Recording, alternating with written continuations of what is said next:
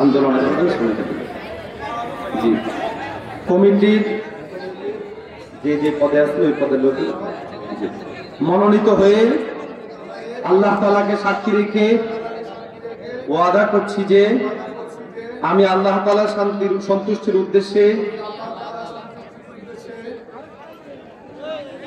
ইসলামের মর্যাদা ও অধিকার প্রতিষ্ঠায় সর্বদা নিয়োজিত থাকব। ইসলামী আন্দোলন বাংলাদেশের সম্প্রসারণ,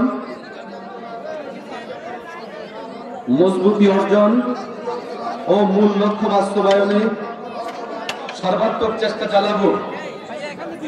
ইসলামী আন্দোলন বাংলাদেশের নীতিমালা ও নিয়ম শৃঙ্খলা যথাযথভাবে মেনে চলব ও ঊর্ধ্বতন নেতৃবৃন্দের প্রতি পূর্ণ আনুগত্য প্রদর্শন করব। আমার উপর অর্পিত দায়িত্ব ও আমানত যথাযথভাবে পালন করব ইনশাআল্লাহ। আমরা এলোমেলো না করি, সবাই দোয়া করি ইনশাআল্লাহ। আলহামদুলিল্লাহ।